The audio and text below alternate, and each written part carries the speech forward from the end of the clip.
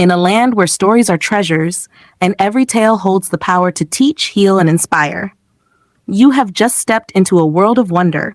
Welcome to Tales by GB. Here, the fires of the ancestors still burn, and every whisper of the wind carries the voice of a story yet untold. So, my dear listener, before this tale begins, tap that red subscribe button and become part of our storytelling family. Because with every click, you help keep these folktales alive. And trust me, the next story might just change your life. Now sit back, relax, let the story begin. In the city, many ladies believe that money is love. To them, money is everything. But the truth is, most rich men struggle to find a wife. Why? Because they couldn't trust who truly loved them and who loved their wealth. Now, there was a young man named Jonathan. He was the only son of a powerful governor, a man who had everything: riches, cars, comfort, and respect. Jonathan was not supposed to be seen in public places because of security reasons, but he had a plan, a mission of his own. He decided to disguise himself as a poor roadside food seller. Jonathan's goal was simple. He wanted to feel how life was for the poor. And most of all, he believed that he would find a loyal wife on the street, a woman who would love him, not his wealth. One day, Jonathan told his father, Mr. Simon, about his plan. His parents supported him, but were worried for his safety. After saying his goodbyes, Jonathan left for the city. When he got to the city, Jonathan first lodged in an expensive hotel. But that was not where his mission would begin. The next day, he went to the market and bought cheap, poor-looking clothes. He also bought local body spray and some provisions. Then he contacted an agent to help him find a small single-room apartment. After a few days, Jonathan got a small apartment. He furnished it simply with no expensive items. He left his luxury car and main luggage at the hotel and moved into the poor apartment. To complete his disguise, he rented a small roadside food shop. It was a tiny wooden structure with sticks and zinc as the roof. 2 days passed. Jonathan was already struggling with the heat. He wasn't used to staying without air conditioning like in his father's mansion. Jonathan didn't cook the food himself. He bought cooked food from hotels and sold it at cheaper prices at his shop. From his small shop, he began to see the real struggles of the street. One afternoon, as he stood by his shop, he saw a young boy being chased out of school. Jonathan watched as the boy walked sadly towards home. Curious and touched, Jonathan closed his shop and quietly followed the boy. What he saw broke his heart. The boy's home was not really a home. It had no fence, no gate, no proper door, just wooden planks. There were no windows. The building looked unfinished. Jonathan felt pity for the family. He couldn't bear to watch any longer, so he left before anyone could see him. That night, Jonathan couldn't sleep. The image of the boy being chased out of school and the poor house kept troubling his heart. He guessed it was because of unpaid school fees. So Jonathan contacted his advisor. He asked him to send money using the advisor's personal account so that no one would suspect him. He didn't want anyone to know he was rich. Early the next morning, Jonathan went to the boy's house. He knocked gently on the weak door, and it shook as if it would fall. The boy's mother came out. The boy, too, came out and greeted him. "Good day, sir. Please come inside," she said. Jonathan smiled politely. "No, madam.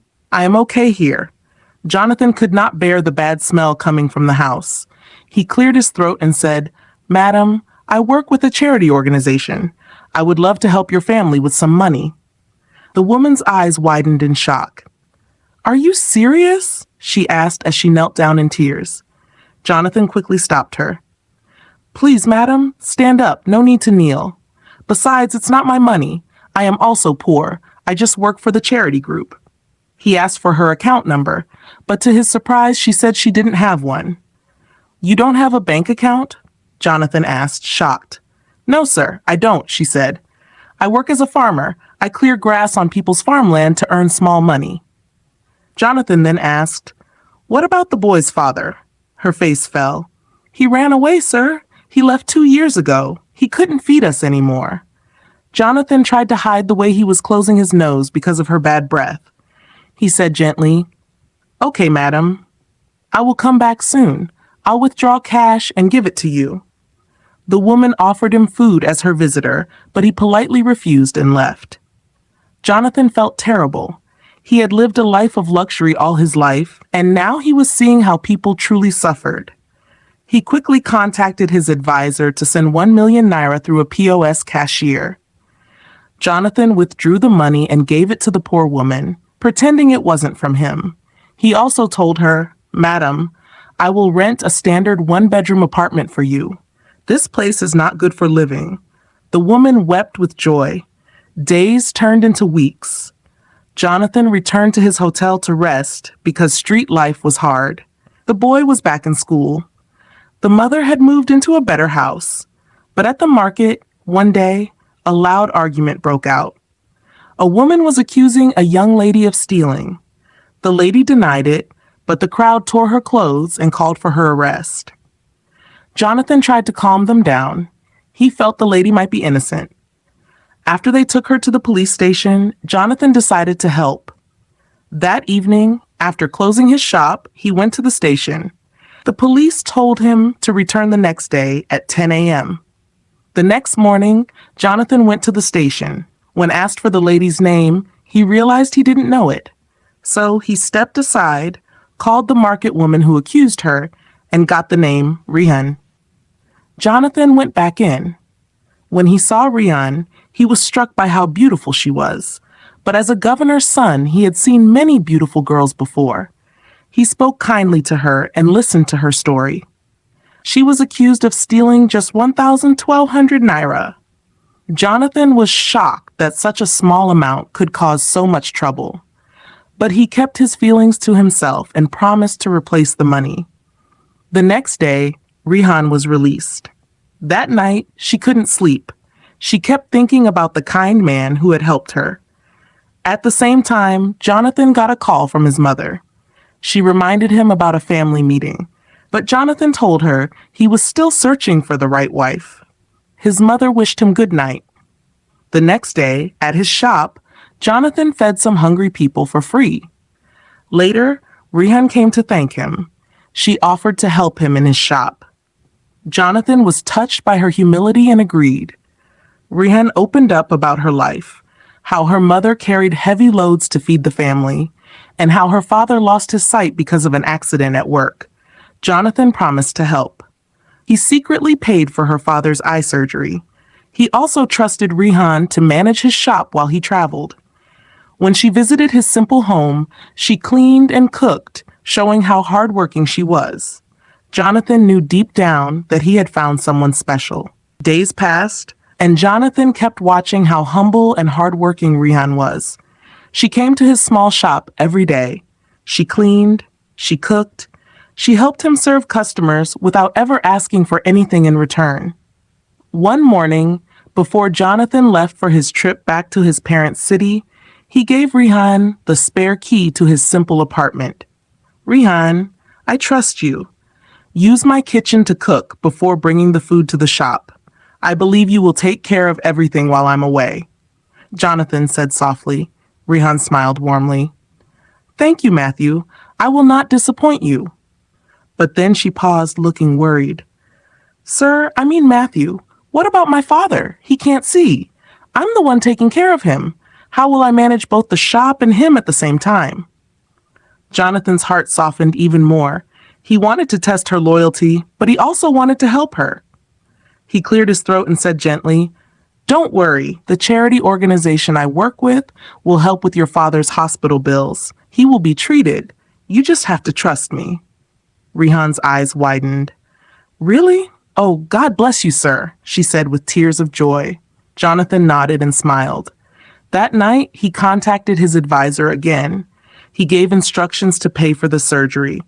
The hospital had charged 2 million naira for the eye operation. The advisor sent the money directly to the hospital account so everything would be arranged. The next day, Jonathan told Rhan at the shop, "The charity organization has paid for your father's surgery. You can take him to the hospital now." Rhan could not believe it.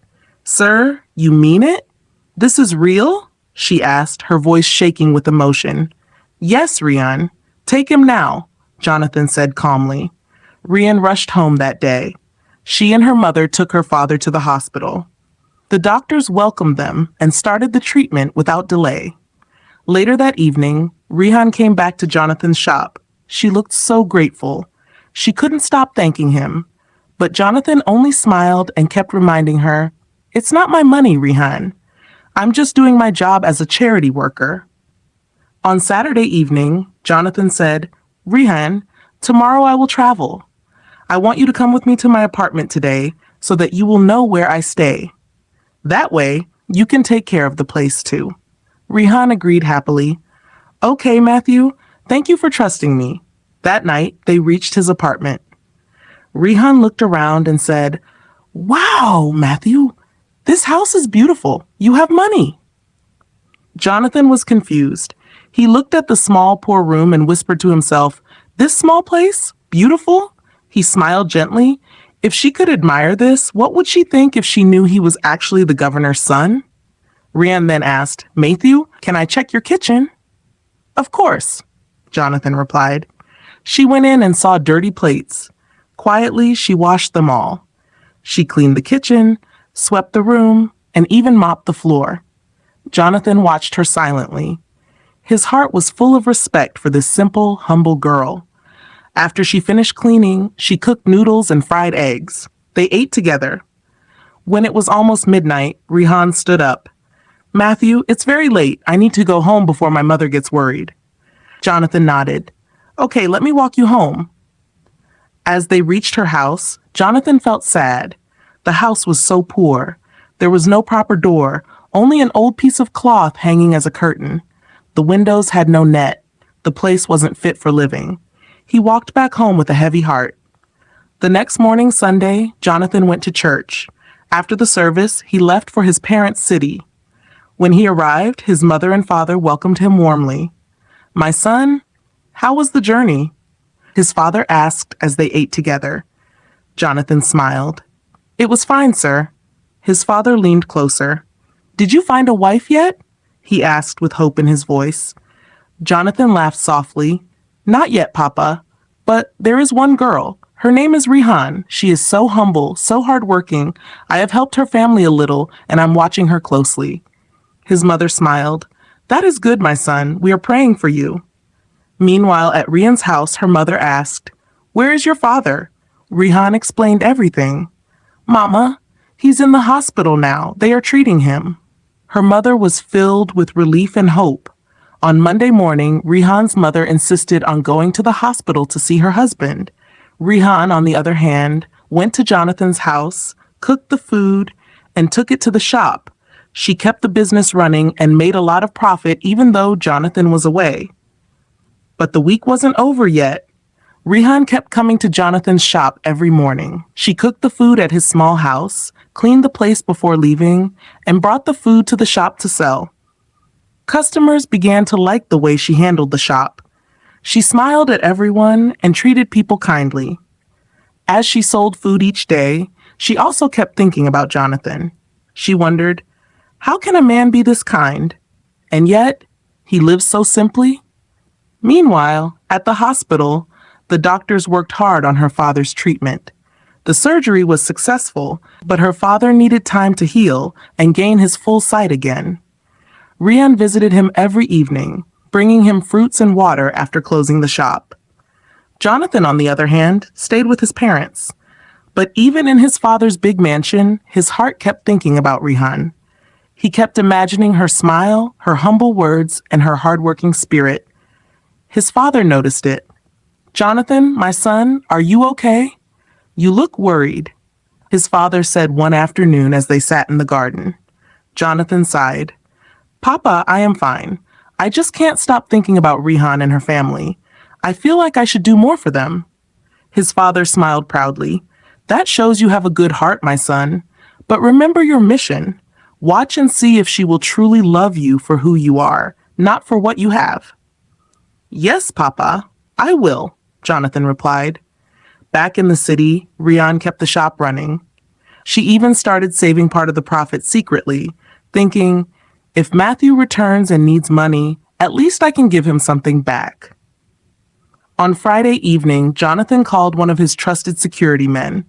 He gave him a plan. Go quietly to the city. I want you to check how the shop is doing. Don't let Rhan know who you are. Just watch and give me a full report, Jonathan said. The security man agreed and left early the next morning. That Saturday, Jonathan's security man disguised himself as a customer. He bought food, sat quietly, and watched. He saw how Rhan served people with respect. She didn't cheat. She didn't lie about prices. She even gave free food to a poor old woman who begged for food. The security man called Jonathan in the evening. Sir, I saw everything. That girl is truly humble. She has been faithful to your shop. Jonathan felt joy in his heart. Thank you. Return safely. The next day, Sunday, Jonathan packed his things and returned to the city. He didn't tell Rhan he was coming. When he arrived at his small house, he saw the place shining clean. Even his small garden had been swept. He went to the shop quietly. When Rhan saw him, she jumped up with joy. Matthew, you're back, she said, smiling. Jonathan smiled softly. Yes, I'm back. Thank you for taking care of everything. Rhan looked shy. It was nothing, sir. You trusted me. I had to do my best. Jonathan nodded. You did well. Later that evening, Jonathan told Rhan, please close the shop early today. I want us to talk. When they closed the shop, they sat outside his small house. Jonathan looked at her seriously. Rhan, I want to thank you for everything, but tell me the truth. Why are you so kind to me? You don't even know me well. Rhan looked down at her hands. Matthew, you helped my father. You trusted me with your house and shop. How can I not be kind to you? You showed me goodness first. Jonathan's heart melted. He wanted to tell her the truth, that he was not Matthew, that he was actually the governor's son. But he stopped himself. Not yet. Let me be sure first, he thought. That night, Jonathan couldn't sleep. He thought of how rare it was to find someone like Rhan. Meanwhile, at Rhan's house, her mother was praying silently, thanking God for the help that had come into their lives. Her father's eyes were slowly getting better. The next morning, Jonathan decided to visit the hospital with Rhan. He saw her father for the first time. The man's eyes were covered with bandage, but he smiled as he spoke gently. Thank you, my son. I don't know who you are, but God will reward you for saving my sight. Jonathan held the old man's hand and said, Don't thank me, sir. I only work for a charity group. It is not my personal money. The old man nodded. You are still a good man. Thank you. Jonathan left the hospital that day feeling peaceful. But deep inside, he kept asking himself, how long will I hide the truth from Rhan? And as he walked back home, the sun began to set softly over the city. Jonathan entered his small room, sat quietly on his bed, and thought deeply about everything. His heart was heavy with emotions. Rhan is special, he whispered to himself, but I must be patient. I must see how far her loyalty will go. That night, he couldn't sleep well. He kept imagining the future. What if I tell her who I really am? Will she still treat me the same way? Or will she start seeing me differently because of my wealth? These thoughts filled his mind. The next morning, Jonathan woke up early. He swept outside his small shop and waited for Rhan. As usual, she came smiling, carrying some fresh ingredients. Good morning, Matthew, she greeted cheerfully. Good morning, Rhan, Jonathan replied, his heart warming at her sight. That day, they worked together at the shop. Customers came and they served them happily. Jonathan noticed how Rhan always gave special attention to the old, the weak, and the poor. Sometimes she even gave them food without asking for payment. In the afternoon, Jonathan sat down with her. Rhan, you have a kind heart, he said softly. Why do you care so much for others? She smiled gently. Matthew, I know how it feels to suffer. I know what hunger feels like. I know the pain of having nothing. So when I see people who are struggling, my heart feels for them. Jonathan nodded. You are truly different. Days passed. Jonathan began visiting Rhan's father more often at the hospital. The man's eyes were slowly healing, and soon the bandages would be removed. Each time Jonathan visited, the old man prayed for him, asking God to bless him for his kindness. One evening, as Jonathan walked back from the hospital, he saw a group of men gathered at a corner, arguing loudly. He stopped and listened quietly. "That rich man's son is hiding in this city. I heard he is pretending to be poor," one of them said. Jonathan's heart skipped. "Are they talking about me?" he thought. Another man replied, "Who cares about him? If I find him, I will deal with him. Let him go back to his palace." Jonathan walked away quickly. He felt troubled. "I need to be careful. I can't let anyone know who I am." The next morning, Jonathan called his advisor secretly. "I need more security around me, but let them stay far and watch from a distance. I don't want to expose myself," he instructed. "Yes, sir. It will be done," the advisor replied. Meanwhile, Rhan kept coming to the shop daily. One afternoon, she looked at Jonathan and said, "Matthew, please, can I ask you something?" Jonathan smiled. "Of course, Rhan. Ask me anything." She hesitated a little, then spoke. "Matthew, you are so kind, but I notice you never talk about your family. Don't you have people who care for you?" Jonathan looked down. "How can I tell her the truth?" he wondered silently. But he forced a smile and replied, "Rhan, I have no family close by. That's why I focus on my charity work." Rhan felt sorry for him. "Don't worry, Matthew. You have us now. My mother, my father, and we will be your family." Jonathan's heart melted.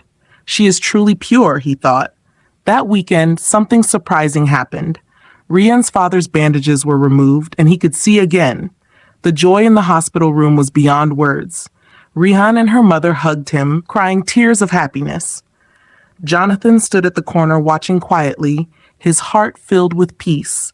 He felt fulfilled, knowing he had helped this family without showing off his wealth. The old man walked to Jonathan and held his hands tightly. "My son, I can see now. God will bless you. God will lift you higher than you can imagine." Jonathan smiled. "Thank you, sir. I'm just happy you are well again." As they walked home that evening, Rhan whispered, "Matthew, I will never forget all you've done for us. Never." Jonathan looked at her and said softly, "Rhan, I will never forget you either." But deep inside, he knew the time was coming when he would have to tell her the truth. And that night, as he sat alone in his room, he stared out at the stars, wondering how Rhan would react when she finally knew who he was. Jonathan decided he couldn't hide the truth any longer. He had seen enough. Rhan had shown him love, loyalty, and kindness without ever knowing his real identity. He took a deep breath. "It's time," he said to himself. The next day, after closing the shop, he asked Rhan to sit with him outside his small house. "Rhan," Jonathan began softly, "there's something very important I must tell you." Rhan looked at him, a little worried. "What is it, Matthew?" He held her hand gently and smiled. "First, my name is not Matthew Santiago. That was a name I used because I was hiding my real identity. I wanted to see the world differently. I wanted to live like the poor, to feel their pain, and most of all, I wanted to find a woman who would love me for who I am, not what I have." Rhan's eyes widened. "But who are you, really?" Jonathan took a deep breath. "Rhan, I am Jonathan Simon, the only son of Governor Simon. I am not poor. Everything I did was to find someone real, someone true. And I found you, Rhan." For a moment, Rhan was silent. She stared at him, unable to speak. Her heart pounded in her chest. Then tears filled her eyes, not tears of anger, but tears of joy and shock. "Jonathan, I don't even know what to say," she whispered. Jonathan smiled warmly. "Say nothing, Rhan. Just know this. I want to marry you. I want you to be my wife. Will you accept me, even now that you know who I truly am?" Rhan burst into tears. She nodded slowly. "Yes, Jonathan, I will. I loved you when I thought you had nothing. I love you still." Jonathan felt his heart overflow with joy. He stood up and hugged her gently. "Thank you, Rhan. You are the woman I have been searching for all my life." That same evening, Jonathan called his father. Papa, I found her. And she said yes. His father and mother were filled with joy. The next morning, Jonathan took Rhan and her parents back with him to the city in one of his luxury cars. When they arrived at the governor's mansion, Rhan was speechless. The house was like a palace. Her mother and father were treated with so much respect. Preparations for the wedding began immediately.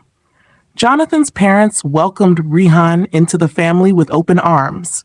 They praised her humility, kindness, and loyalty.